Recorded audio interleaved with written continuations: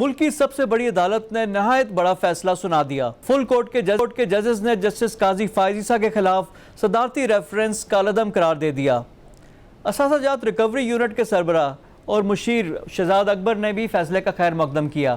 ان کا یہ کہنا تھا یہ کسی کی جیت نہیں اور نہ ہی یہ کسی کی ہار ہے، فیصلہ تو آ گیا ہے، مگر ساتھ ساتھ حکومت کی حکمت عملی بھی کئی جول آیا کر گیا۔ سوالات اٹھ رہے ہیں کہ آخر حکومت نے کیوں اپنا ذہن استعمال نہیں کیا؟ قانونی ٹیم کی اہلیت میں کمی تھی یا محنت میں ان کی کمی تھی؟ جس طریقے سے کیس کی پیروی کی گئی کیا وہ درست تھا؟ بیرسٹر فروغ نسیم جو ایک لمحے وفاقی وزیر قانون ہوتے ہیں اور اگلی لمحے کابینہ کو خیر بات کہہ دیتے ہیں، کیا یہ روش درست ہے، صائب ہے؟ جو کام سب سے پہلے کرنے کے تھے حکومت نے انہیں یکسر نظر انداز کیوں کیا؟ معاملہ صرف یہی نہیں کہ جسٹس قاضی فائز عیسیٰ کے خلاف ریفرنس کالعدم ہو گیا، معاملہ اصل میں یہ ہے کہ یہ ثابت ہو چکا کہ ریفرنس بدنیتی پر مبنی تھا، لہٰذا کالعدم قرار دیا گیا۔ اس لیے اس میں فیصلے کے بعد یہ سوال بھی اٹھتا ہے کہ کیا بدنیتی کی وجہ سے حکومت پر کوئی مشکل آ سکتی ہے یا نہیں؟ دوسری جانب حکومت نے ایک اور معاملے میں بھی بہت زیادہ وقت ضائع کیا۔ تقریباً 2 سال ہونے کو آئے مگر اتحادی Balochistan national party Mengal group کے مطالبات پر عمل نہ ہو سکا۔ بی این پی مینگل حکومت کو خیر بات کہہ گئی اور یہ معاملہ بھی حکومت کے لیے مشکل کا باعث ہے۔ یہ ہے وہ موضوعات جو آج کے انسائٹ کا حصہ ہے۔ ہمارے ساتھ ہوں گے سینئر وکیل رہنما قاضی فائز عیسیٰ کیس میں بھی پٹیشنر کے وکیل تھے حامد خان صاحب، سینئر صحافی اور تجزیہ کار مجیب الرحمان شامی صاحب، سیکرٹری سپریم کورٹ بار ایسوسی ایشن ایڈوکیٹ شمیم الرحمان اور بلوچستان عوامی پارٹی کے سینئر رہنما سینیٹر انوار الحق کاکڑ۔ تو ابھی ہمیں شروع میں جوائن کر رہے ہیں حامد خان صاحب، سینئر وکیل بھی ہیں، اس کیس میں بھی شامل تھے، اور مجیب الرحمان شامی صاحب۔ حامد خان صاحب سے میں گفتگو کروں گا، پہلے کچھ سوالات ان سے ہوں گے، پھر شامی صاحب سے بھی تجزیہ لیں گے۔ حامد خان صاحب السلام علیکم اینڈ ویلکم ٹو دا شو۔ وعلیکم السلام۔ سر پہلے تو کیس کی مبارکباد، کتنا مشکل یہ کیس تھا اور how hopeful were you کہ یہ اس کا ہو جائیں گے؟ کیونکہ فروغ نسیم صاحب وفاقی وزیر تھے، وہ بھی استعفیٰ دے کر آ گئے، وہ بھی کانفیڈنٹ تھے کہ میں کیس جیت جاؤں گا۔ اس کیس میں ٹرننگ پوائنٹ کیا ہوا آپ کے خیال میں؟ میں سمجھتا ہوں کہ بنیادی طور پر جو یہ ریفرنس کیا گیا تھا وہی غلط تھا اور قانون اور آئین کے مطابق نہیں تھا، اس کی بنیاد ہی غلط تھی، اور اس کے پیچھے جو وجوہات تھیں وہ کسی طور پر بھی ان کو آپ جسٹیفائیڈ نہیں کہہ سکتے۔ اس کا مقصد تو ایک تو آزادی عدلیہ کے خلاف ایک کوشش ہوئی ہے کہ عدلیہ کو دبایا جائے، دوسری کہ کسی آزاد جج کو اپنی اوپینین دینے کی سزا دی جائے تاکہ آئندہ سے کوئی جج آزادانہ فیصلہ کرنے کی جرت نہ کرے۔ یہ تو بنیاد تھی سارے ریفرنس کی، کوئی اور چیز ملی نہیں تو ان کے بیوی کے یا بچوں کے جو ہے نا وہ جائیدادیں نکال لیں اور یہ ایک طریقہ کار بنایا گیا ان کو وکٹمائز کرنے کا، لہٰذا بنیاد ہی غلط تھی سارے ریفرنس کی، ایسے مقاصد کے لیے ریفرنس نہیں ہوتے۔ دوسری بات یہ تھی کہ پروسیجر ہی سارا غلط تھا جو ہم نے ان کے سامنے پیش کیا کہ بھائی یہ پریزیڈنٹ ربر اسٹیمپ نہیں ہوتا، پریزیڈنٹ کو اپنا مائنڈ اپلائی کرنا ہوتا ہے ریفرنس بھیجنے سے پہلے کہ آیا واقعی کوئی کیس بنتا بھی ہے کہ نہیں۔ لہٰذا اس میں بھی واضح ہو گیا تھا کہ ریفرنس میں پریزیڈنٹ نے بھیجنے سے پہلے کسی قسم کی بھی انکوائری یا کسی قسم کی بھی اوپین فارمیشن کا کوئی پروسیجر اڈاپٹ نہیں کیا، لہٰذا اس کی بنیاد ہی غلط تھی، بنیاد ہی غیر قانونی اور غیر آئینی تھی۔ جب آپ غیر آئینی بنیاد پر کوئی چیز بناتے ہیں تو وہ سارا کا سارا اسٹرکچر ہی گر جاتا ہے۔ اچھا خان صاحب، پہلی والی بات آپ نے کہا نا کہ اس کی بنیاد غلط تھی اور یہ ریفرنس غلط اور بدنیتی پہ مشتمل تھا، تو یہ کس کی طرف سے تھا سر؟ کس نے غلطی یہ کی؟ پریزیڈنٹ نے اپنا مائنڈ نہیں اپلائی کیا، وہ تو بعد میں آئیں گے، پہلے کہ بنیادی قصور کس کا تھا اس سارے سلسلے میں؟ یہ تو جب ججمنٹ آئے گی ڈیٹیل تو اس میں اس کو زیادہ آئیڈینٹیفائی ہوں گے۔ اچھا خان صاحب، اس میں کیا دیکھیں، اگر کسی نے زیادتی کی معزز جج صاحب کے خلاف، اب ان کے پاس دیکھیں یہ تو کویش ہو گیا، اب ان کے پاس کیا کیا راستے موجود ہیں، وہ کیا پرسو کر سکتے ہیں؟ ظاہری بات ہے ڈیفیمیشن بھی ہے، ان کی ساکھ کو نقصان پہنچا ہوگا، چیزیں ہوں گی، وہ مینٹلی طور پہ ہرٹ ہوئے ہیں، تو اس کے لیے کوئی ریڈریسل وہ کرنا چاہیں گے یا وہ پھر معاف کریں گے، آگے ہیل موو آن؟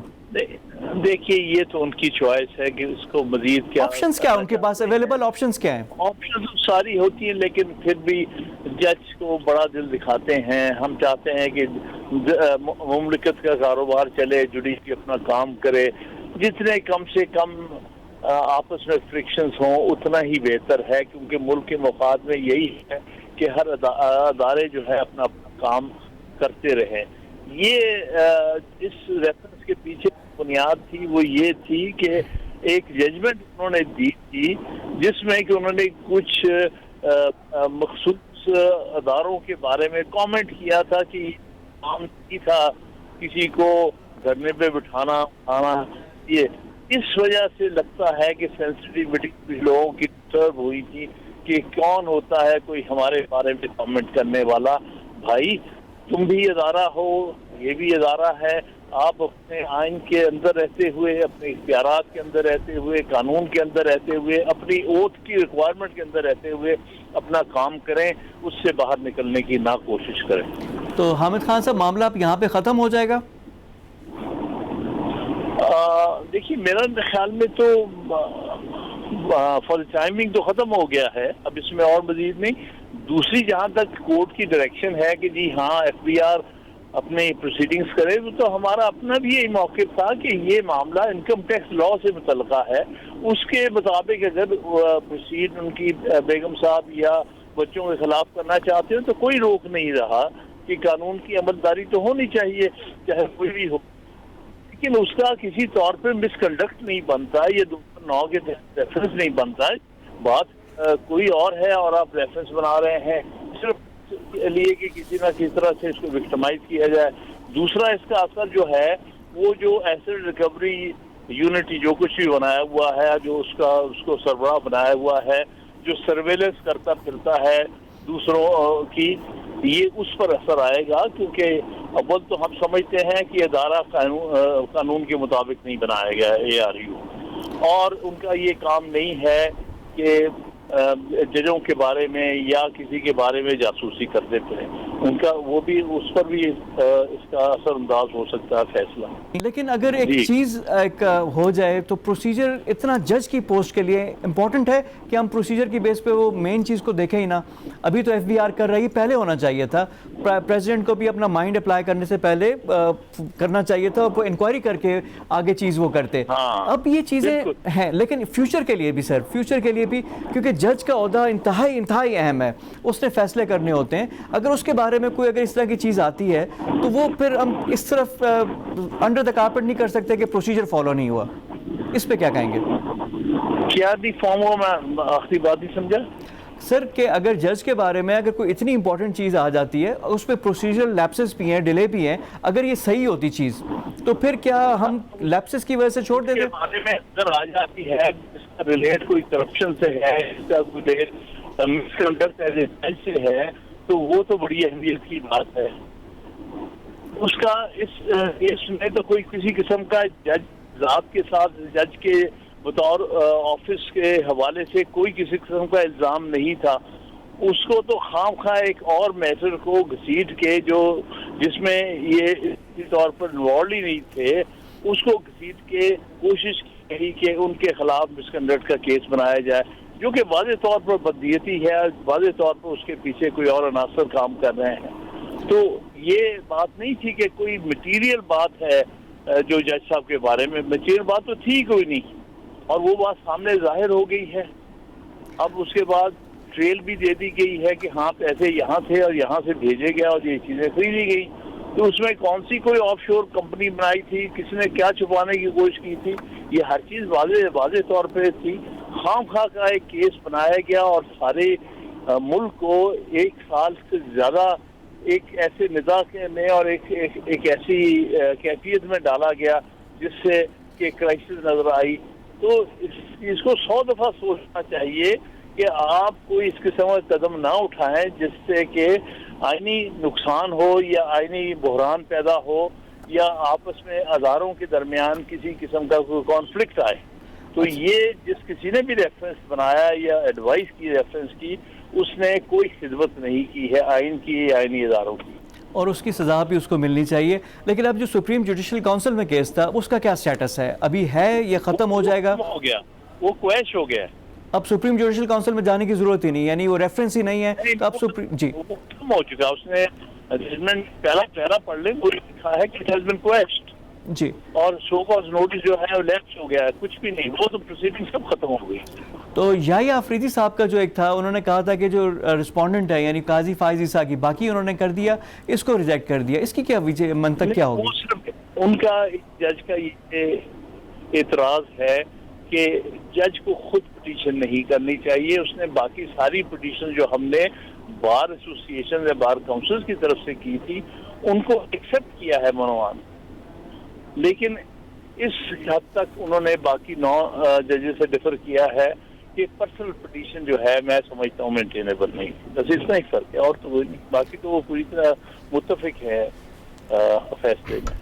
یعنی حامد خان صاحب، فیصلہ آپ کے خیال میں بڑا اچھا، ابھی تو تفصیلی فیصلے کا ہمیں انتظار بھی ہے، آپ کو بھی انتظار ہوگا، لیکن چیزیں بڑے اچھے منطقی انجام تک پہنچ گئی. ایک چیز تھا اور جج صاحب بھی اسے سرخرو ہو کر ایک طرح سے نکل آئے ہیں. تو اب آگے کا کیا؟ اب آپ لوگوں کے اینڈ سے اب سب چیزیں ختم ہو گئی ہیں کہ اب کچھ بھی نہیں ہے. اب ایف بی آر نارمل اپنا قانون اپنا کورس کرے گا، وہ 60 ڈیز ہے اور سب کچھ ہے کہ، اور بیچ میں بھی کوئی چیز ایسی نہیں ہے کہ دوبارہ سے کوئی چیز آ جائے، کہ every thing is now settled. بالکل صحیح کہہ رہے ہیں، بالکل صحیح ہے. بہت شکریہ آپ کا حامد خان صاحب.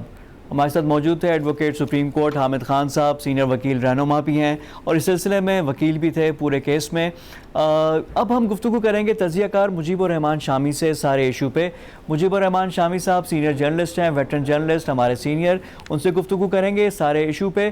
مجیب الرحمان شامی صاحب السلام علیکم اینڈ ویلکم ٹو دا شو. وعلیکم السلام جی، بہت مہربانی آپ کی نوازش. نہیں شامی صاحب، شکریہ آپ کا، آپ نے ہمیں ٹائم دیا. ٹو بگن ود، قاضی فائز عیسیٰ والا جو آج فیصلہ آیا، آپ سب کی نظریں تھیں، ہم نے بھی دیکھا، جو فیصلہ تھا کتنا ایکسپیکٹڈ تھا اور اس کے کیا کیا ریپرکشنز ہوں گے حکومت کے لیے؟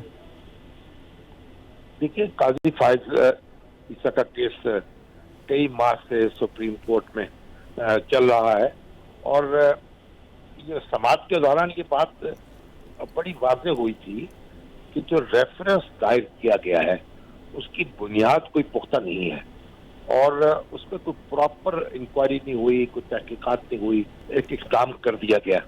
تو سپریم کورٹ نے اس ریفرنس کو کالعدم قرار دے دیا ہے، اور جو قاضی فائز عیسیٰ صاحب کی درخواست تھی اس کے خلاف اس کو منظور کر لیا ہے. اور لیکن جو قاضی فائز عیسیٰ صاحب کی جو بیگم صاحبہ ہیں، ان کے جو ٹیکس کے معاملات ہیں اور جائیداد کے معاملات ہیں وہ ریفر کر دیے ہیں فیڈرل بیورو آف ریونیو جو ہے ایف بی آر کو، کہ وہ اس کی تحقیقات کرے اور سپریم جوڈیشل کونسل کو اپنی رپورٹ بھیجے. اس میں کوئی چیز اگر ایسی ہوگی جس پر کارروائی کی جائے تو پھر کارروائی کی جا سکے گی، وگرنہ قاضی فائز عیسیٰ جو ہے اس سارے معاملے سے بری ذمہ ہو گئے ہیں اس وقت تک کی اطلاعات کے مطابق. لیکن شامی صاحب، یہ جو آپ نے کہا نا کہ جلد بازی میں یہ اقدام کیا گیا، بدنیتی اب شامل ہو رہی ہے اس میں، کہ جو سپریم کورٹ نے بھی کہہ دیا، خواہش کر دیا، تو یہ کس کی جلد بازی تھی، کس کی غلطی تھی اور اس کو کیا سزا ملے گی اس چیز کی؟ دیکھیے، ابھی تک لفظ بدنیتی تو استعمال نہیں کیا گیا سپریم کورٹ کے فیصلے میں، لیکن یہ جو بھی کوئی اس طرح کے اقدامات ہوتے ہیں اور ان کو عدالت میں چیلنج کیا جاتا ہے اور اس کا کوئی قانونی جواز منصفانہ طور پہ فراہم نہیں کیا جاتا، تو پھر یہی کہا جاتا ہے کہ یہ بدنیتی یا تعصب کی بنیاد پر فیصلہ ہوا. تو یہ ایک قانونی اصطلاحات ہیں، اس کے نتیجے میں ظاہر ہے کسی کے خلاف کارروائی تو نہیں ہوتی. جو ریفرنس دائر کرنے والے ہیں وہ تو قانون کے کٹہرے میں نہیں آئیں گے، لیکن ان کو ایک سیٹ بیک ضرور ہوگا، اور حکومت جو ہے جس نے یہ ریفرنس تیار کیا تھا اس کو ظاہر ہے اس کے لیے کوئی مناسب بات نہیں ہوگی. ایک طرح سے سبکی ہوئی ہے اس کی، اور اعلیٰ عدلیہ کے حوالے سے جو بے احتیاطی سرزد ہوئی وہ تشتزبام ہو گئی ہے. دیکھیں ریاست کے انتہائی دو اہم ستون ہیں مد مقابل، کیونکہ عام کام نہیں تھا نا سر اس میں. جب آپ ایک جج کے سٹنگ جج کے جس نے بعد میں چیف جسٹس بھی بننا ہو اپنے سینیورٹی کے حساب سے ریفرنس آ رہا تھا، اس میں سب کو اپنا مائنڈ اپلائی کرنا چاہیے تھا. اور ظاہری بات ہے جو قانونی ٹیم ہے انہوں نے مشاورت کی ہوگی، کیونکہ سب نے یہ کر دیا. یہ تو پورے کے پورا یہ سسٹم کو ایک طرح سے ہلانے والی ایک چیز تھی. ابھی بھی 60 دن ہے. دیکھیں جو چیزیں پہلے ہونی چاہیے تھی وہ اب بعد میں ہو رہی ہیں. یہ پہلے کا کام تھا کہ ایف بی آر دیکھے کوئی اس میں ہو چیزیں جائیں supreme judicial council supreme court میں جا کر، وہ پہلے والی باتیں اب ہو رہی ہیں. اب دیکھیں اس میں فروغ نسیم صاحب کا کردار کہ وہ وزیر قانون تھے، استعفیٰ دیا، وکیل بنے، تو وہ کنونس تھے، کنوکشن تھی جس کی وجہ سے وہ گئے وہاں پہ. ان کو تھا کوئی بھی وکیل ہارنے کے لیے نہیں جاتا، جیتنے کے لیے گئے. تو جب وہ ہوئے ہیں تو کوئی کاسٹ ہونی چاہیے. اٹارنی جنرل ہے، پورا ہمارا میکینزم ہے حکومت کا. تو جو حکومت کی جسے آپ نے کہا سبکی کرائی گئی، تو کچھ تو ہیڈ رولز ہونے چاہیے، کسی کو تو کوئی سزا ملنی چاہیے. دیکھیے حکومت مختلف اقدامات کرتی ہے، وہ اقدامات چیلنج ہوتے ہیں، قانون بنائے جاتے ہیں، وہ قانون بھی چیلنج ہوتے ہیں. تو عدالتیں جو ہیں وہ قانون جو ہیں ان پر بھی نظر ثانی کا حق رکھتی ہیں، حکومتی اقدامات پر بھی نظر ثانی کا حق رکھتی ہیں. تو یہ جوڈیشری جو ہے اس کا منصب یہ ہے کہ وہ انتظامیہ کے جو اقدامات ہیں ان کا جائزہ لے سکے اور ان کو قلعت قرار دے سکے. تو میرا خیال یہ جو کچھ ہوا ہے قانون اور آئین کے اندر اس کی گنجائش موجود ہے اور اسی کے تحت رہتے ہوئے کارروائی کی گئی ہے. اور یہ ایک تو میں اسے کوئی غیر معمولی صورتحال نہیں سمجھتا. یہ آپ دیکھیے عدالتوں کے فیصلے روز آتے ہیں اور جو حکومتی انتظامات ہیں، انتظامیہ کے جو اقدامات ہیں، جو فیصلے ہیں، ان پر خط تنسیق پھیرا جاتا ہے. تو یہ اگر ہم بہت زیادہ اگر کھینچتان نہ کریں تو اس کو ایک روزمرہ کا معمول بھی سمجھ سکتے ہیں. اور ہر فیصلہ جو غلط ہوگا یا ہر کارروائی جو غلط ہوگی، ہر انتظامی اقدام جو غلط ہوگا، اس کے حکومت پر اثرات ہوں گے. اس کی اخلاقی طاقت جو ہے اس کو صدمہ پہنچے گا اور اس کا اپنا امیج جو ہے وہ اس کو نقصان ہوگا. اور یہی کافی ہے. اور اسی طریقے سے جو حکومت نے اب یہ معاملہ کیا ہے اس کو اس کا ظاہر ہے کہ صدمہ پہنچا ہے. اور یہ اس کو میں نے پہلے بھی عرض کیا کہ ایک سبکی ہوئی ہے اور یہ ایک سیاسی قیمت ہے جو حکومت کو اس کی ادا کرنی پڑے گی اور وہ ادا کی ہے اس نے. شامی صاحب، اور یہ ایک تسلسل ہے، یہ کوئی پہلی بات نہیں ہے. اس سے پہلے بھی آپ نے دیکھا کہ جو آرمی چیف کے ایکسٹینشن کا معاملہ تھا اس میں بھی اس طرح کا ایک پورا لیگل میس کریٹ ہو گیا، کرائسس ہو گیا، چیزیں صحیح طرح مناسب وقت پہ نہیں ہوئیں. اور یہ بیک فٹ پہ گورنمنٹ ایک اس والے معاملے میں نہیں آئی. اس کے علاوہ بھی پورا ایک یہ کہہ لیں کنٹینیوٹی ہے. تو اس میں تو پھر کچھ اپنا گریبان بھی جھانکنا پڑے گا. جاپانی جنرل تو بڑے اچھے تھے، کئی شکست ہوتی تھی تو اپنا فیصلہ خود ہی کر لیتے تھے. اب ان کو بھی خود احتسابی کے عمل سے گزرنا ہوگا، دیکھنا ہوگا کہ کہاں پہ غلطی ہے حکومت کی. شامی صاحب، آپ کی موجودگی کا فائدہ اٹھاتے ہوئے تو کچھ راز و نیاز کی باتیں جو ہوتی ہیں اندر کی سیاسی طور پر کہ بڑی جو گورنمنٹ کے خلاف کیا سرائیاں ہو رہی ہیں کہ پتہ نہیں کیا ہو رہا ہے، کوئی ایک پیج پہ نہیں ہے، اس طرح کی باتیں بھی ہیں، چیمگوئیاں ہو رہی ہیں. تو اس میں کوئی آپ کو وزن نظر آ رہا ہے یا یہ بھی روٹین کی باتیں ہیں؟ دیکھیے پاکستانی سیاست میں یہ اس طرح کی چیمگوئیاں، سرگوشیاں اور کیا سرائیاں یہ ہوتی چلی جاتی ہیں. کوئی بھی حکومت قائم ہوتی ہے تو چند ماہ کے بعد یا سال ڈیڑھ سال کے بعد اس کے بارے میں اس طرح کی باتیں شروع ہو جاتی ہیں. اور موجودہ حکومت تک چونکہ کوئی مضبوط حکومت نہیں ہے، یعنی ایک پارٹی کی حکومت نہیں ہے، کئی چھوٹی چھوٹی پارٹیاں مل کر اکثریت بناتی ہیں اور کوئی نہ کوئی روٹ جاتی ہے تو پھر چیمگوئیاں زیادہ شروع ہو جاتی ہیں. تو حکومت کے اندر جو ہے ایک کمزوری موجود ہے، لیکن اس کا مطلب یہ نہیں ہے کہ اس کو بہت زیادہ شدید خطرہ لاحق ہے. میرا خیال اس کے جو حلیف ہیں وہ روکتے ہیں، پھر ان کو منا لیا جاتا ہے، اپنی باتیں بھی وہ منوا لیتے ہیں اور اسی طرح گاڑی چل رہی ہے. اور میرا خیال کہ فی الحال تو مجھے لگتا ہے کہ یہ گاڑی جو ہے ڈی ریل ہونے کا امکان تو مجھے نظر نہیں آ رہا.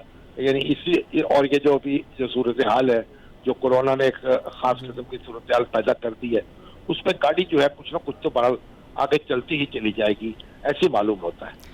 لیکن مجھے غالب صاحب یاد آ رہے ہیں کہ بے خودی بے سبب نہیں غالب، کچھ تو ہے جس کی پردہ داری ہے.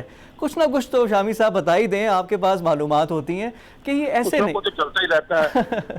وہ ہر ایک آدمی جو ہے اپنی کس کی آپ کہیں وشفل تھنکنگ بھی ہوتی ہے. جو آدمی ظاہر ہے کہ حکومت کے مخالفین بھی ہیں، اس کے موافقین بھی ہیں. ابھی تو آپ دیکھیں خود حکومت کے اندر جو وزیر جو ہیں وہ ایک دوسرے کے درپے رہتے ہیں. ابھی یہ جو انڈیا غیر مستقل ممبر منتخب ہوا ہے سیکورٹی کونسل کا, تو اس پہ خود شیریں مزاری نے احتجاج کیا ہے, لگتے لیے ہیں گورنمنٹ کے. تو یہ حکومت جو ہے یہ اس کے اندر ایک مختلف خیال لوگ ہیں, پارٹی کے اندر بھی مختلف خیال ہیں, مختلف جماعتیں چھوٹی چھوٹی مل کے اس نے حکومت بنائی ہے. گورننس جو ہے وہ اس کی جو ہے وہ آپ کے سب کے سامنے ہے. کبھی کوئی بحران پیدا ہو جاتا ہے, کبھی کوئی بحران پیدا ہو جاتا ہے, کبھی اتحادی علیحدہ ہو گئے, جس طرح مینگل صاحب, مینگل صاحب علیحدہ ہوئے. اچھا شامی صاحب, مینگل صاحب پہ بھی میں بات کروں گا کہ وہ ایم کیو ایم پہلے ہوتی تھی اور اب یہ بی این پی مینگل ہے, کہ وہ بھی پہلے ناراض ہوتی تھی, اتحادی تھے, پھر آتے تھے, منا لیتے تھے, تو مینگل صاحب بھی پھر مان جائیں گے؟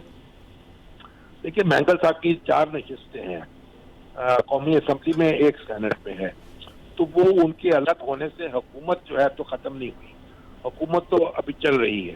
اس لیے جب انہوں نے کمیٹی بھی قائم کر دی ہے حکومت نے, تو ہو سکتا ہے کہ مینگل صاحب کے ساتھ گفت و شنید کر کے یہ جو ان کا فیصلہ ہے اس کو واپس کرا دیا جائے. اس کا امکان جو ہے اس کو رد نہیں کر سکتے آپ. اچھا سر, اب جس طرح پہلے چینی رپورٹ تھی, آٹا رپورٹ ہے, پیٹرول سکینڈل ہے, اس پہ گورنمنٹ انکوائریاں کرتی ہیں, رپورٹ شائع بھی کرتی ہے, ایک انگلی دوسری کی طرف ہوتی ہے, باقی اپنی طرف ہی ہوتی ہے کہ وہ اپنے ہی دوستوں سے ملاقات ہو گئی. وہ والی صورتحال ہے کہ اپنے لوگوں کے نام آنا شروع ہو جاتے ہیں. تو یہ کہیں گورننس کا اس پہ بھی کچھ سوچنا چاہیے حکومت کو, کچھ ٹف فیصلے لینے کی ضرورت ہے. دیکھیے یہ جو بد انتظامی ہے نا, اس کو تو انتظامی اقدامات کے ذریعے ہی دور کیا جائے گا. یہ رپورٹیں بنانے سے, یہ خبریں لگوانے سے, یہ ایک دوسرے کو ٹارگٹ کرنے سے, کبھی آپ کہتے ہیں شوگر انڈسٹری جو ہے اس کو خلاف کارروائی کی جائے, کبھی فلور ملوں کے درپے ہو جاتے ہیں, کبھی آئل مارکیٹنگ کمپنیاں جو ہیں ہم کو دھمکیاں دیتے ہیں. اس طرح دھمکیاں دینے سے, مقدمے قائم کرنے سے, گرفتاریاں کرنے سے حالات بہتر نہیں ہوں گے, خراب ہوں گے. اصل بات یہ ہے کہ آپ پر وقت اقدامات کریں, جو فیصلے کرنے چاہیے وہ فیصلے کریں اور انتظامی طور پر ان کو نافذ کریں. اگر آپ جب تک یہ نہیں کریں گے اس وقت تک آپ کے معاملات جو ہیں آپ کے قابو میں نہیں آئیں گے. اور حکومت جو ہے اس کی انتظامی کمزوری جو ہے وہ یا ہے سب کے اوپر, نہ تجربہ کاری ہے یا اس کو یا بے نیتی ہے. میں بد نیتی نہیں کہتا, میں بے نیتی کہتا ہوں. اور گرفت نہ ہونا ہے حالات پر. اور موجودہ حکومت میں بڑی تعداد میں وہ لوگ موجود ہیں جو نا تجربہ کار ہیں, اور ان کی نا تجربہ کاری جو ہے وہ ایک کرائسس کبھی پیدا کرتی ہے, کبھی دوسرا کرائسس پیدا کرتی ہے, پھر اس کو جس طرح وہ حل کرنے کی کوشش کرتی ہے اس سے مزید ایک کرائسس پیدا ہو جاتا ہے. تو اس کو اپنی اداؤں پہ خود ہی غور کرنا چاہیے اور اپنے مضبوطی کے ساتھ سوچ سمجھ کے اور بر وقت اقدامات کرنے چاہیے. بہت شکریہ آپ کا مجیب الرحمان شامی صاحب, سینئر تجزیہ کار, سینئر صحافی ہمارے ساتھ موجود تھے. یہاں پہ وقت ہو گیا ایک بریک کا. بریک کے بعد آ کر ایڈوکیٹ شمیم ملک جو کہ سپریم کورٹ بار ایسوسی ایشن کے سیکرٹری ہیں, ان سے بھی گفتگو کریں گے right after a quick break. Stay with اس.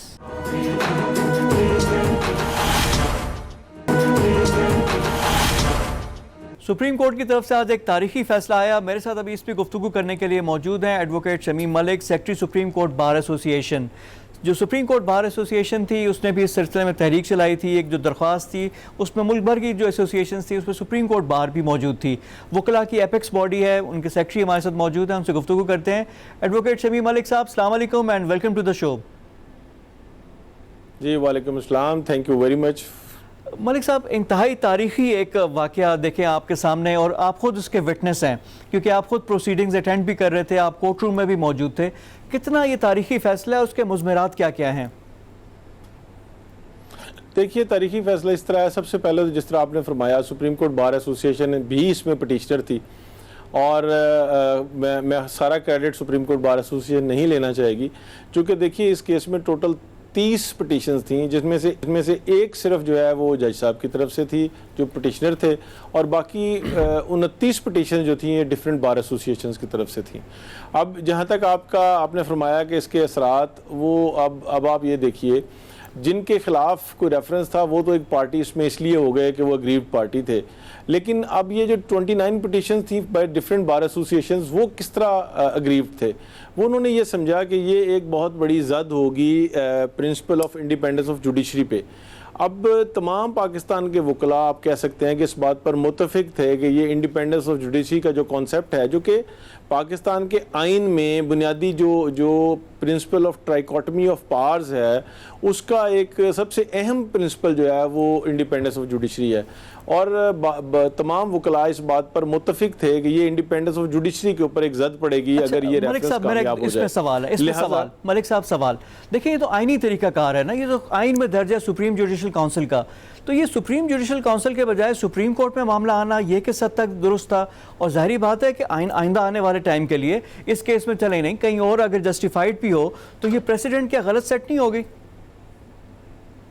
اس میں اس طرح ہے کہ جو سپریم جوڈیشل کونسل ہے وہ ہے ایک ایسا ادارہ جس نے فیکٹس کے اوپر پروسیڈ کرنا ہوتا ہے، اور وہ میلافائڈ اور میلس جو ہے وہ اس کی آؤٹ آف جوریسڈکشن ہے۔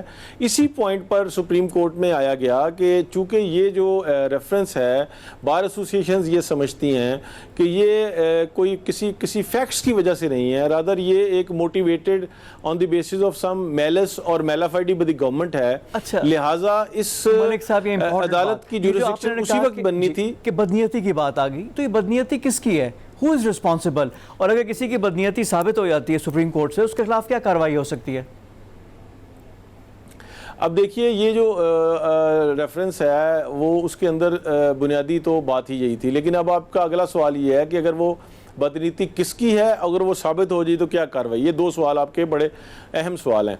پہلی بات یہ اگر یہ آپ نے پتہ کرنا ہے کہ یہ بدنیتی کس کی تھی تو پھر آپ کو ایک علیحدہ سے کوئی مے بی پٹیشن آ جائے یا کوئی انکوائری ہو جس میں یہ پتہ چلے کہ یہ میٹیریل کس طرح سے آیا۔ بحث میں سارا وہ آیا، موقف یہ تھا کچھ جو گورنمنٹ کی سائٹ پہ کہ وہ ایک وہاں پہ یو کے میں ایک ویب سائٹ ہے جس کے اوپر اگر آپ ایک نام لکھیں تو وہ ساری پراپرٹیز آ جاتی ہیں، تو ہمارے یہ علم میں آ گئیں، لیکن یہ دیکھنا پڑے گا کہ یہ پراپرٹیز جو پٹیشنر سائڈ ہے ان کا موقف یہ تھا کہ یہ چونکہ موٹیویٹڈ ہیں اور یہ کسی کو آپ نے ٹارگٹ کرنے کے لیے یہ سارا کیا، تو یہ جو سب سے پہلا جو آپ کا سوال ہے کہ یہ میٹیریل کہاں سے آیا، اس کے اوپر بھی پھر کوئی انکوائری ہی ہوگی، کوئی پٹیشن آئے، انکوائری ہو کہ کہاں سے آیا، کس طرح سے کلیکٹ ہوا، چونکہ جو اس کا ہمیں علم ہے، جو آج ہم نے منیر ملک صاحب نے بھی کہا اور حامد خان صاحب نے کہا، وہ اس میں بنیادی طور پر یہ جو طریقہ کار بتا رہے ہیں وہ وہاں پہ طریقہ کار اس طرح نہیں ہے، وہ یقیناً کسی نے کلیکشن کی، بلکہ منیر ملک صاحب نے یہاں تک کہا، سیکرٹری صاحب کسی عام بندے کی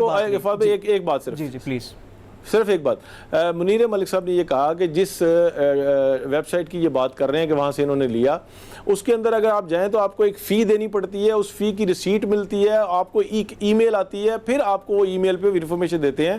اس کیس میں نہ وہ رسید لگی، نہ وہ پتہ لگا کس نے اپلائی کیا، نہ وہ ای میل کا لگا، اسی لیے وہ کہہ رہے تھے کہ یہ سب ڈوبیس ہے، اور اس طرح سے یہ بھی ایک مہمہ ہے کہ یہ کس طرح آیا اور کس طرح سے انلیگلی کس طرح سے یہ کلیکٹ کی گئی، لیگلی تو کلیکٹ نہیں کی گئی، یہ اس میں تو کوئی دوسری رائے نہیں ہے۔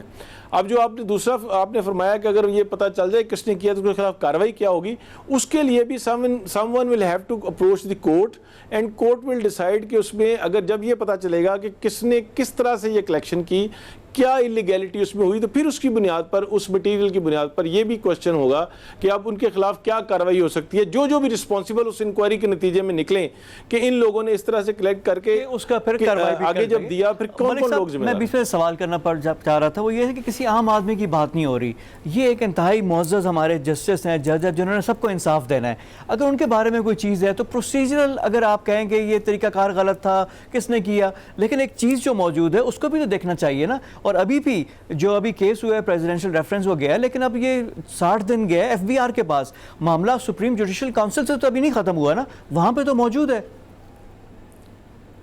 ہاں یہ بالکل آپ درست فرما رہے ہیں، آئی ایگری ود یو کہ اگر وہ کسی بھی جج کے خلاف بھی ہو سکتا ہے، کسی اور بھی public holder of public office کے خلاف ہو سکتا ہے، لیکن فرض کیجیے جس طرح کہ یہ کیس تھا کہ اس کے اندر آپ نے یہ کہا کہ ایک پراپرٹیز ہے ان کی وائف اور بچوں کی پراپرٹی ہے جو آپ یہ کہتے ہیں کہ ان کی ہے، لیکن جو بڑا انٹرسٹنگ بات یہ ہے کہ جو ٹیکس لاز ہیں ان کے تحت سب سے پہلے اگر کسی بھی ہولڈر آف پبلک آفس کی کوئی پراپرٹی ہے اس کی بیوی کے نام، تو سب سے پہلے آپ اس کی بیوی سے پوچھیں گے کہ یہ آپ کی پراپرٹی ہے، آپ اس کو ایکسپلین کریں۔ فرض کیجئے کہ اس کی پراپرٹی وہ 10 روپے کی ہے، وہ 5 روپے ایکسپلین کر سکتی ہیں، پھر جو بقایا 5 روپے ہیں اس کے لیے آپ جائیں گے پبلک ہولڈر آفس کے پاس کہ ہم یہ سمجھتے ہیں ہیں کہ یہ آپ نے کما کے تو یہ چھپائے ہوئے تھے پیسے اپنی بیوی کے نام پہ. اب اس کیس میں الٹیمیٹلی یہ ہوا, پتہ یہ چلا کہ اس سے تو پوچھا ہی نہیں, اور انہوں نے تو وہ تمام بلکہ اپنی ابھی جو ایف بی آر میں ان کی ریٹرنز جمع ہوئی ہوئی ہیں, انہوں نے ان کی جو ٹرانزیکشنز ہیں وہ لیگلی بینکس کے تھرو ہوئی ہوئی ہیں. تو یہ آپ کی بات بالکل درست ہے کہ کسی بھی پبلک ہولڈر آفس کے خلاف کمپلینٹ کی جانی چاہیے, بلکہ جو ججز آف دی سپریم کورٹ ہیں, میں یہ سمجھتا ہوں کہ یہ سب سے زیادہ اکاؤنٹیبل ان کو اس لیے ہونا چاہیے چونکہ یہ خود اکاؤنٹیبلٹی کرتے ہیں لوگوں کی. جو شخص کسی کی اکاؤنٹیبلٹی کرے اس کو زیادہ اکاؤنٹیبل ہونا چاہیے, اس کے لیے سٹینڈرڈ زیادہ ہائی ہونے چاہیے, لیکن ایٹ دی سیم ٹائم بڑا بیلنس آپ نے کریٹ کرنا ہے کہ ٹھیک ہے وہ اکاؤنٹیبل ان کو بالکل ہونا چاہیے, ان کے سٹینڈرڈ بہت ہائی ہونے چاہیے, لیکن ایٹ دی سیم ٹائم اگر آپ انڈیپینڈنس آف جوڈیشری کے پرنسپل کو مانتے ہیں تو پھر ان کو یہ خوف نہیں ہونا چاہیے کہ بغیر کسی ایویڈنس کے ان کے خلاف ریفرنس آ جائے گا اور ان کو 1 سال کا فیس کرنا پڑے گا, اور ان کے خلاف انٹرویوز ہوں گے, اور ان کو فیس بک پر اور ان کے ٹیلی ویژنس پر ان کے خلاف ایک پروپیگنڈا مہم چلائی جائے گی. تو دونوں چیزوں کو بیلنس رکھنا پڑے گا اور اس کو ہی دیکھنا پڑے گا. باقی میں آپ سے اگری کرتا ہوں کہ جو بھی پبلک ہولڈر آفس ہے اور خاص طور پہ جج صاحبان ہیں ان کے خلاف بالکل وہ اکاؤنٹیبل ہیں, ان کو اکاؤنٹیبل ہونا چاہیے. اگر ان کے خلاف کوئی بھی ایسا مٹیریل ہے جو انکالڈ فار ہے, یقیناً ان کے خلاف پروسیڈنگز ہونی چاہیے. اچھا شمی ملک صاحب, آپ خود بھی کورٹ میں موجود رہے, آپ خود بھی وکیل ایڈوکیٹ سپریم کورٹ ہیں, آپ کے خیال میں ٹرننگ پوائنٹ کیا آیا اس کیس میں؟ یعنی جو پہلے پورا ایک مومنٹم تھا, چینج کس ایونٹس کی وجہ سے ہوا؟ ٹرننگ پوائنٹ کیا تھا اس کیس کا؟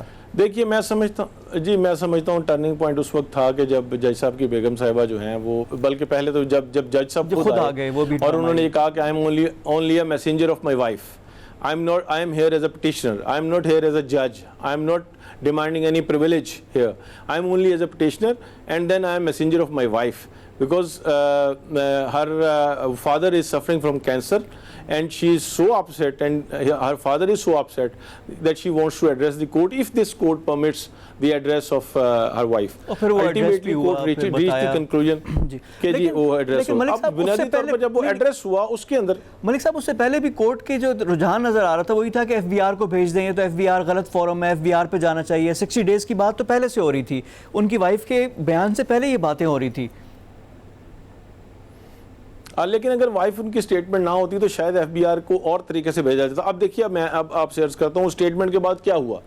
اب اس سٹیٹمنٹ کے آنے سے یہ ہوا کہ سٹیٹمنٹ کے اندر انہوں نے وہ اکاؤنٹس دکھائے جو اکاؤنٹ نمبر پاکستان میں ان کا ہے اپنے نام سے, اور اپنا اکاؤنٹ نمبر دکھایا جو یو کے میں ہے ان کے اپنے نام سے, اور وہ جو ٹرانسفر آف منی ہے وہ بھی انہوں نے بتائی, اپنی پراپرٹی کے ڈاکومنٹس بتائے, اپنی ایف بی آر میں جو انہوں نے ریٹرنز جمع کرائی ہیں وہ بھی دکھائیں جو یو کے میں کرائی ہیں. اب ہوا کیا اس سے یہ ہوا کہ ٹینٹیٹیولی پراما فیشی یہ لگا کہ جیسے اب ان سے کسی نے سوال تو نہیں کیا, ان کے اوپر وہ انکوائری تو نہیں ہوئی, ان کے ڈاکومنٹس تو نہیں اس طرح دیکھے گئے, لیکن یہ لگا کہ وہ تقریباً جو ڈاکومنٹس پیش کر رہی ہیں, جس طرح وہ تمام اپنا ریکارڈ پیش کر رہی ہیں, اس سے یہ لگ رہا تھا کہ یہ جو ان کی منی ٹریل ہے وہ موجود ہے.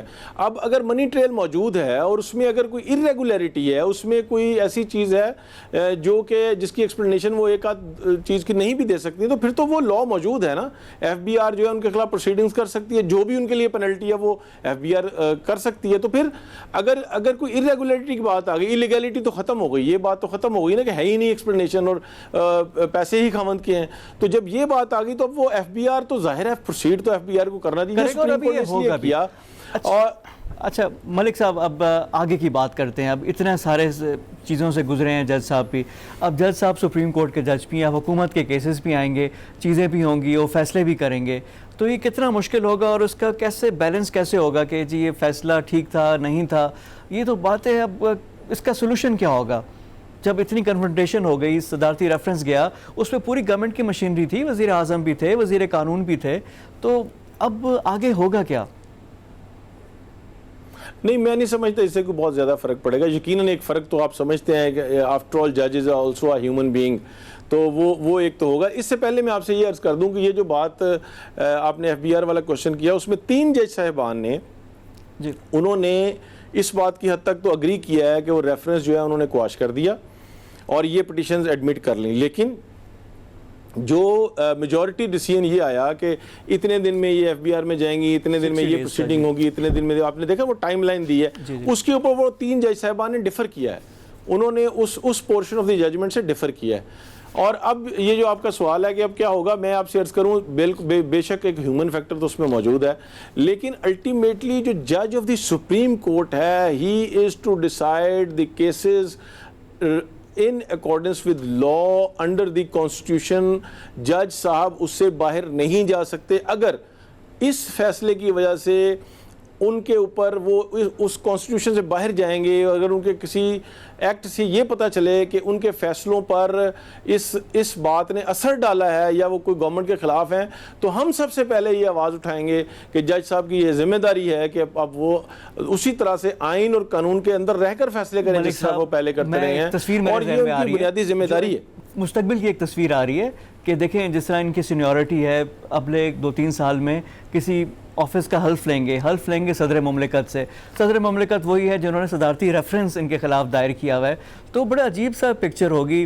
افتخار چودھری والے کیس میں بھی یہ تھا کہ جب وہ بحال ہوئے، گورنمنٹ تھی پہلے نہیں کرنا چاہ رہی تھی، تو پھر جو فیصلے ہوئے، پھر جب باتیں ہوئیں تو لوگوں نے بہت زیادہ باتیں کی. اب یہ جو لیگل سسٹم ہے یہ بہت مقدس ہے، اس میں کوئی شائبہ، کوئی آئیوٹا آف ڈاؤٹ نہیں ہونا چاہیے. تو اس کو کیسے انشور کر سکتے ہیں؟ میرا سوال اس تناظر میں تھا. خیر اب تو یہ چیزیں ہو گئی ہیں. اب یہ حکومت کی پروزیکیوشن ہے، جو وفاقی وزیر تھے، وزیر قانون، استعفیٰ دیا، وکیل بنے اور گئے، تو ان کی جو مہارت ہے قانونی اس پہ سوالیہ نشان نہیں ہے. اور گورنمنٹ کی ڈیو ڈیلیجنس اور جو ان کا یعنی اپنا اپلائنگ یور مائنڈ کہ جو چیز ہوتی ہے ایسے تو نہیں آپ نے فارورڈ کرنی ہوتی، ان سب پہ سوال نہیں اٹھ کے میجر؟ دیکھیے یہ اس پریکٹس کو تو میرا خیال ہے بار ایسوسیشن تو کوئی بھی اس کو یہ نہیں کہے گی کہ یہ بہت اچھا ہوا. دونوں بار اس طرح ہوا کہ لا منسٹر صاحب جو ہیں وہ ریزائن کرتے ہیں اور ایک دم وکیل بن جاتے ہیں، اور صبح دوبارہ اوتھ لے کے پھر وہ منسٹر بن جاتے ہیں. اس کو تو ہم کبھی بھی نہ انڈورس کیا ہے نہ کر سکتے ہیں. لیکن اگر آپ ان کا کردار دیکھیں وکیل کے طور پر، تو وکیل تو بہرحال وکیل کی ذمہ داری اپنا کیس آرگیو کرنا ہے، کورٹ کو پرسویٹ کرنا ہے، کورٹ کو اسسٹ کرنا ہے. وہ میرا خیال ہے ایک وکیل کے طور پر ان کا رائٹ تھا، انہوں نے کیا، انہوں نے اپنی پوری کوشش کی اپنا. بٹ ڈیفیکلٹی یہ تھی کہ فروغ نسیم صاحب کی کہ he had a very difficult case to argue. اور یہ کیس جو الٹیمیٹلی نتیجہ نکلا، یہ سوچنا چاہیے تھا نا سر. لگتا تو ایسے ہے کہ بغیر پڑھے سب نے آگے آگے کرتے رہے کہ جی ہو جائے گا. کسی نے ریفرنس تو پڑھا ہی نہیں، ڈیٹیلز تو نہیں. جو بات ابھی جو کورٹ کہہ رہا ہے یہ تو پہلے کرنے والی بات تھی. ایف بی آر سے تمام ڈیو ڈیلیجنس پہلے ہونی چاہیے تھی. قانونی جو پہلو تھے کہ لیگل طریقے سے سارا ایویڈنس آیا، یہ تو پہلے ہونا چاہیے تھا. یہ پورا ریفرنس ہو گیا، اب ہم اس پہ پہلے بنیادی جو چیزیں ہیں وہ ابھی ہو رہی ہیں. یہ تو پھر کسی نہ کسی کا ہیڈ تو رول ہونا چاہیے اس پہ. جی بالکل آپ کی بات درست ہے. اصل میں مسئلہ بھی یہی ہوا ہے کہ جو پہلے چیز ہونی چاہیے تھی وہ پہلے نہیں ہوئی، جو بعد میں ہونی چاہیے تھی وہ پہلے ہو گئی. اور اسی وجہ سے جب اب یہ ریزنز تو آئیں گی بعد میں اس فیصلے کی. میں سمجھتا ہوں ان میں سے ایک بڑی ریزن یہ بھی ہوگی کہ جب آپ نے ابھی تک وہ جو کام پہلے کرنے والا تھا وہ کیا ہی نہیں، تو آپ چلے کس کام میں گئے ہیں؟ ریموول آف اے جج of the Supreme court which is a very sensitive issue. یہ دو باتیں ہیں. ان کا جو سٹینڈرڈ ہے وہ بہت ہائی ہونا چاہیے جج صاحب کا، لیکن ان کے ریموول کا جو نظام ہے، جب آپ ان کا ریموول چاہیں گے تو پھر you must have very strong reasons, you have very good material on the basis of which you say that he may be removed from the Supreme Court. تو یہ دونوں چیزیں ہی پیرالل ہیں. اچھا اسی بات پہ یہ جو 9-1 والا تھا کہ جو 9 ججز نے اور جو یحییٰ آفریدی ہیں، تو 9-1 اس کو کہا سکتا ہے کہا یا یونانیمس کہا جائے گا؟ دونوں میں سے کیا بہتر ہے؟ نہیں، اس کو یونانیمس اس انداز سے کہا جائے گا. اس میں تھیں 30 پٹیشنز. اس میں یحییٰ آفریدی صاحب نے صرف اس حد تک کہا ہے کہ جو ان کی پرسنل پٹیشن تھی انہوں نے وہ خارج کر دی ہے. لیکن جو میرا خیال ہے کہ اس میں وہ شاید الٹیمیٹلی جب وہ ڈیٹیل ججمنٹ آئے گی تو مے بی ان کی جو پرسنل اپیرنس تھی وہ ان کو اپروو نہ کریں یا جو بھی طریقہ کار تھا. لیکن الٹیمیٹلی رزلٹ وہی آیا کہ انہوں نے بھی یہ جو پٹیشن ہے اس کو ایکسیپٹ کیا اور جو ریفرنس تھا اس کو کواش کیا. تو یہ تھوڑا یہ فرق آ گیا. ادروائز نتیجہ وہی ہے جو کہ ڈیٹیل ججمنٹ آئے گی تو اس میں بھی کر لیں گے. بہت شکریہ. ان کا ہمارے ساتھ موجود تھے secretary Supreme Court Bar Association advocate Shamim Malik. تفصیل سے انہوں نے آگاہ کیا اور سب سے اچھی بات یہ تھی کہ کیس کی پروسیڈنگز میں وہ خود بھی موجود تھے اور سارا وہ دیکھتے بھی رہے. اور پھر ان کی جو سپریم کورٹ بار ہے وہ بھی ایک پٹیشنر ان میں سے تھے، جو 29 باقی تھے. 30ویں قاضی فائز عیسیٰ صاحب خود تھے. تو اب ایک سپریم کورٹ کی طرف سے فیصلہ آ گیا. اب اس کے مضمرات، اب اس کا جو تفصیلی فیصلہ ہے اس میں کئی جو ابہام ہے، جو سوالات ہیں، ان کے جواب بھی آئیں گے. پروگرام میں وقت ہو گیا ایک بریک کا. بریک کے بعد آ کر گفتگو کا سلسلہ جاری رکھیں گے. اسٹے ود اس.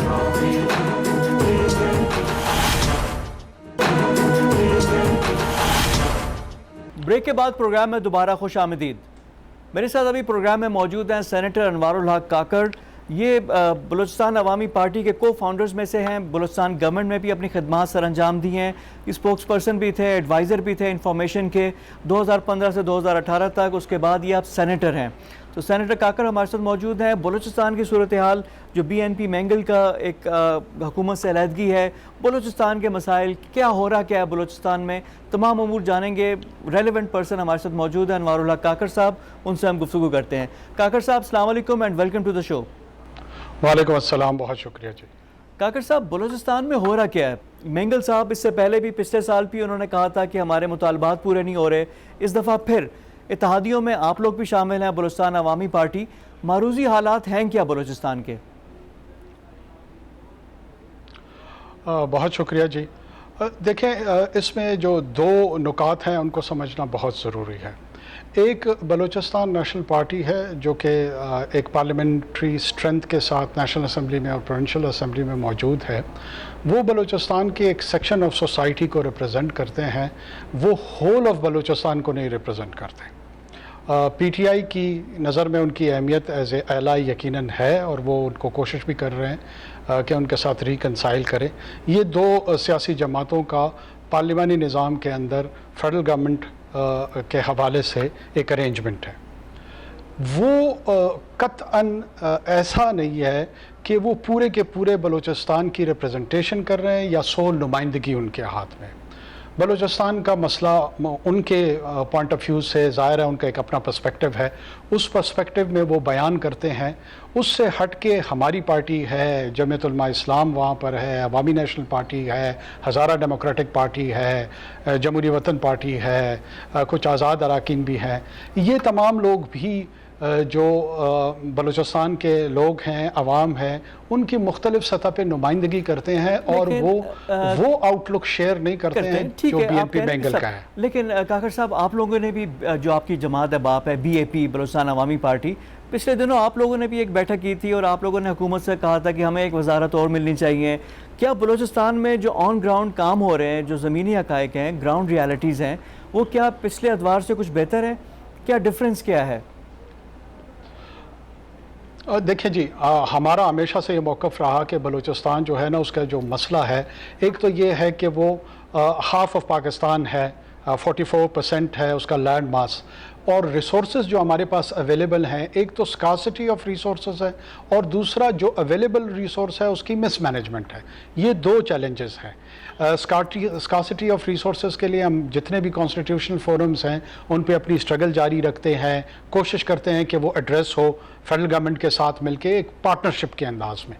اور جو مس مینجمنٹ آف ریسورسز تھا, اس کے لیے ہماری کوشش آئی کہ اس صوبائی حکومت میں ریلیٹیولی میں سمجھتا ہوں کہ جو موجودہ چیف منسٹر ہیں جام کمال خان صاحب, ان کی جو پرسنل ویژن ہے یا جو ان کی گورننس کے حوالے سے ڈیسیجن میکنگ میں ابھی تک 2 سال میں کارکردگی سامنے آئی ہے, ایک چیز ثابت ہو رہی ہے یا یہ تاثر موجود ہے کہ وہاں پہ فائنینشیل مس مینجمنٹ نہیں ہو رہی ہے. یہ میں نہیں دعویٰ کر رہا ہوں کہ بالکل ختم ہو گئی ہوگی, لیکن ماضی کے ادوار میں کم ہو رہی ہے. تو جو مس مینجمنٹ آف ریسورس تھا اس کو ہم فوکس کر رہے ہیں. ہم نے پی ایس ڈی پی کو ریشنلائز کیا, جو پچھلے 1 دہائی سے 10 سالوں کے قریب انتہائی ایبزرڈ اور ارریشنل ہو چکی تھی. یہ اتنا بڑا چیلنج تھا کہ کہنا بڑا آسان ہے اس پروگرام میں, لیکن اس کو کرنا بڑا مشکل کام. لیکن کاکڑ صاحب اس ریشنلائزیشن کے وہ کہتے ہیں پیسے ہیں ہی نہیں, تو اس میں میجرمنٹ یا کیا اس کا ہوگا. دیکھیں, آپ اتحادی ہیں, مینگل صاحب بھی اتحادی ہیں, پی ٹی آئی ایک ہے, یعنی آپ تینوں ایک اتحادی ہیں. میں یہ جاننا چاہ رہا ہوں کہ جو مینگل صاحب ہیں وہ ان کی ناراضی پکی ہوگی کہ یعنی واقعی گراؤنڈ میں اتنی ڈفرینٹ صورتحال ہے کہ مینگل صاحب اس کو صحیح طرح ریپرزینٹ کر رہے ہیں, پی ٹی آئی اس کو ادراک نہیں کر رہی, اس کا سمجھ رہی نہیں چیزوں کا, یا پھر یہ واپسی والا راستہ ہے کہ پہلے جس طرح ایم کیو ایم ہوتی تھی کہ ناراض ہوتی تھی پھر واپس آتے تھے, مینگل صاحب پچھلے سال بھی ناراض ہوئے واپس آئے, تو اس دفعہ بھی واپسی ہوگی یا اس دفعہ پکی ناراضی ہے؟ دیکھیں, اس کا جواب تو بہتر طور پہ بی این پی مینگل ہی دے سکتی ہے, لیکن جہاں تک ان کا موقف ہے اس پہ ہماری جو ایکسپلینیشن ہے یا ہم جو پوزیشن رکھتے ہیں وہ ذرا ڈفرینٹ ہے. ہم یہ سمجھتے ہیں کہ بلوچستان میں لا اینڈ آرڈر پہ بہت زیادہ بات ہوتی ہے، اور انہوں نے بھی فلور آف دا ہاؤس بات کی تھی اور ڈیتھ اسکواڈس کا ذکر کیا تھا، لوگوں کے مرنے کا تذکرہ کیا تھا۔ ہماری مودبانہ گزارش یہ ہے کہ اس میں کوئی شک نہیں ہے کہ وہاں پہ ڈیتھ اسکواڈس ہیں۔ اب وہ death squads B L A کے نام سے ہیں، بی ایل ایف کے نام سے ہیں، بی آر اے کے نام سے ہیں، یو بی اے کے نام سے ہیں، جس کا بدقسمتی سے جو بی این پی مینگل ہے وہ نہ نام لیتی ہے نہ اس کا تذکرہ کرتی ہے۔ ان کو کس کی پشت پناہی حاصل ہے وہ اس میں دلچسپی ہی نہیں رکھتے ہیں کہ ان کا نام سامنے آئے۔ ہم وضاحت کے ساتھ کہتے ہیں کہ ہندوستان کی پراکسیز ہیں جو کہ بے گناہ لوگوں کا خون بلوچستان کی سرزمین پہ بہا رہی ہے۔ ہمارے security forces who are the soldiers of the state. Mand میں پچھلے دنوں میں ایک میجر صاحب شہید ہوئے، پھر مچ میں ہمارے فرنٹیئر کور کے جوان شہید ہوئے، پولیس کے لوگوں اہلکاروں پہ حملے ہوتے رہے ہیں، لیویز کے ہوتے رہے ہیں، عام مزدوروں پہ، اس اساتذہ پہ، ڈفرینٹ سیکشن آف سوسائٹی پہ۔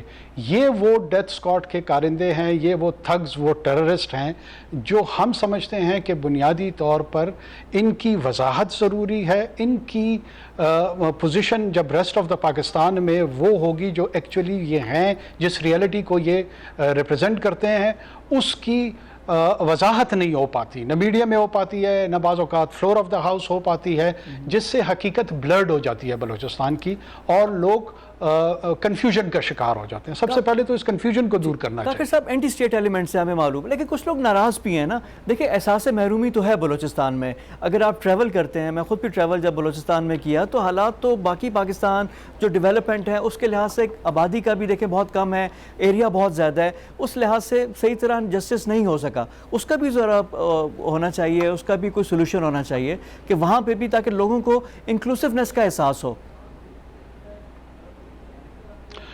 دیکھیں، بالکل آپ نے بہت ہی اہم بات چھیڑی ہے۔ وکٹمائزیشن یا جو انڈر ڈیولپمنٹ ہے اس کی وجہ سے اگر so called sense of deprivation create ہوتی ہے کسی بھی سوسائٹی میں، تو پولیٹیشنز کا، اسٹیٹسمنٹس کا، ان کا کیا کام ہے کہ ہم اپنے لوگوں کو جا کر یہ بتائیں کہ جناب اس ڈپریویشن کو مٹیگیٹ کرنے کا، درست کرنے کا طریقہ کار یہ ہے کہ آپ بندوقیں اٹھائیں اور لوگوں کو قتل و غارت گری ان کے شروع کریں۔ پاکستان میں رورل پاکستان کہیں پہ بھی ڈیولپ نہیں ہے، تو گلگت بلتستان کے لوگ کیوں قتل و غارت گری نہیں کر رہے ہیں؟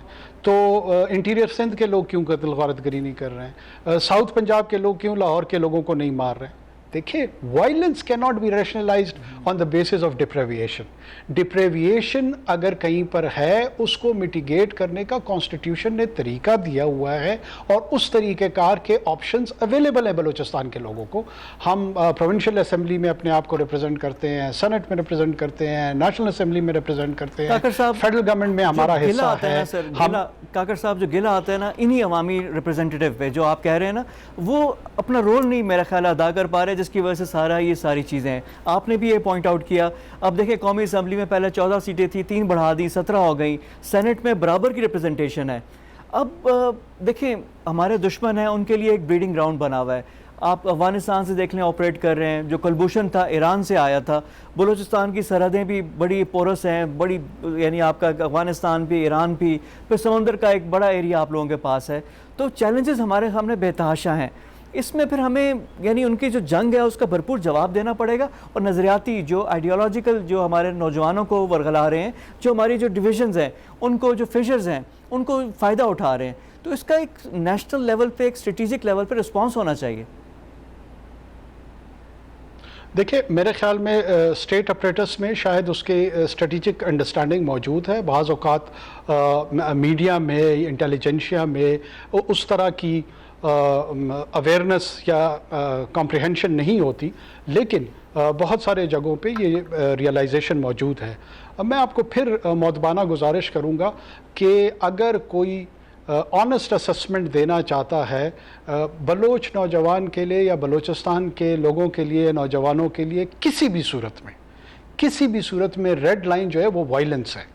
آپ کسی بھی ڈپریویشن کو بنیاد بنا کر اگر وائلنس کی طرف جائیں گے، آپ اپنا پورا کا پورا کیس کمپرومائز کر دیتے ہیں۔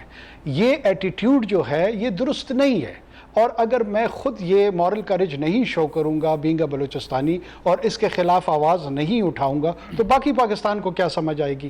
جہاں تک پبلک ریپریزنٹیٹیو کا تعلق ہے اور انہوں نے وہ رول مناسب پلے نہیں کیا، اس میں میری آپ کے ساتھ کوئی دو رائے نہیں اور اختلاف بھی نہیں رکھتا۔ حل یہ پاکستان میں دوسری جگہوں پہ بھی بہت ساری پولیٹیکل پارٹیز ناکام ہوئی ہیں، ہو سکتا ہے کل ہماری پولیٹیکل پارٹی بھی ناکام ہو جائے، ڈیلیور نہ کر سکے، تو اس کا آلٹرنیٹ یہ ہے کہ آپ آلٹرنیٹ لیڈرشپ ڈھونڈتے ہیں۔ اس کا آلٹرنیٹ یہ نہیں ہے کہ بندوق اٹھا کے آپ انڈیا سے پیسے لینے شروع کر دیں، لوگوں کو مارنا شروع کر دیں۔ یہ بیہیویئر ایکسیپٹیبل نہیں ہے، قطعاً نہیں ہے، اور اس کے لیے آپ کا جتنا بھی کیس مضبوط ہوتا ہے اس کو زیرو سے اس کی ملٹیپلیکیشن ہو جاتی ہے۔ دیکھیں، یہ جو بہت اچھا ہے کہ فل سٹاپ ہونا چاہیے کہ violence is not the solution, اس کے بعد اسٹیٹ اپریٹس بھی حرکت میں آئے اور وہ ظاہری بات ہے کسی صورت میں قابل برداشت نہیں ہے۔ لیکن کاکڑ صاحب، فائنل ریپ اپ میں کرتے ہوئے آپ سے پوچھوں گا کہ اب اس کا ایک کیا حل کیا ہے، اور جو اس طرح مینگل صاحب جس طرح کہہ رہے ہیں کہ گراؤنڈ اگر نہیں ہے تو ہی ول کم بیک، تو وہ بھی واپس ہو جائے گا، لیکن جو ویکیوم ہے، جو چیزیں ہیں، جو سولوشن ہے، جو لیڈرشپ کا جو آپ کہہ رہے ہیں، تو اس میں فائنل کیا ہونا کیا چاہیے؟ یعنی جو فائنل اینڈ پروڈکٹ کس طرح ہم لوگ بہتر کر سکتے ہیں ان چیزوں سے؟ دیکھیں، اینڈ پروڈکٹ جو ہے نا، وہ جو ہمارے پولیٹیشنز ہیں ایٹ دا پروونشل لیول اور at the federal level, prime responsibility ہماری ہے۔ ہم نے گورننس کا جو سٹرکچر ہے اس کو بہتر کرنا ہوگا۔ جتنا بہتر ہوا ہے وہ کافی نہیں ہے، اس سے زیادہ کرنا ہوگا۔ لوگوں کی، عام بلوچ کی، عام بلوچستانی کی، پشتون کی، سیٹلر کی، ہزارہ کی، جو وہاں کے باشندے ہیں، ان کے چھوٹے چھوٹے ریاست کے اندر سٹیکس کریٹ کرنے ہوں گے۔ ریاست کے جتنے باسی ہوتے ہیں، جتنے شہری ہوتے ہیں، وہ سارے کوئی آئیڈیالوجیکلی ان لو نہیں ہوتے ہیں اپنی اسٹیٹ کے ساتھ۔ بہت سارے لوگ اپنی ضرورتوں کو سٹیک کے طور پہ کریٹ کرتے ہیں، یا ریاست ان کے لیے کریٹ کرتی ہے، اور وہ سٹیک ان کے ساتھ ایک ریلیشن شپ میں ڈیولپ ہوتی ہے۔ وہ ریلیشن شپ ہمیں بلوچستان میں ڈیولپ کرنا ہوگا۔ اگر کوئی شخص وہاں پر 10 لاکھ روپے میں نوکری خریدے گا تو اس کی ریاست کے ساتھ لائلٹی کیوں ہوگی؟ اگر وہاں پر جو ڈیولپمنٹ کے فنڈز ہیں وہ محض انڈیویجول انسپائرڈ پروجیکٹس کی صورت میں ہوں گے تو لوگ کیوں ریلیف فیل کریں گے؟ یہ جو گورننس کے چیلنجز ہیں، یہ اگر 10% ٹھیک ہوئے ہیں تو ان کو 60, 70, 80% تک لے جانا ہوگا تاکہ چیزیں نارمیلسی کی طرف جائیں۔ بہت شکریہ آپ کا انوار الحق کاکڑ صاحب۔ سینیٹر انوار الحق کاکڑ ہمارے ساتھ موجود تھے، ان سے گفتگو کی بلوچستان کی صورتحال پہ، بی این پی مینگل کی ناراضی پہ، بلوچستان کے جو گراؤنڈ کی صورتحال ہے، گراؤنڈ ریالٹیز ہیں، ان پہ بھی گفتگو ہوئی کاکڑ صاحب سے۔ یہ تو تھا آج کا پروگرام انسائٹ۔ کل مزید موضوعات کے ساتھ آپ کی خدمت میں حاضر ہوں گے، تب تک کے لیے فواد خورشید کو اجازت دیجیے۔ خدا حافظ۔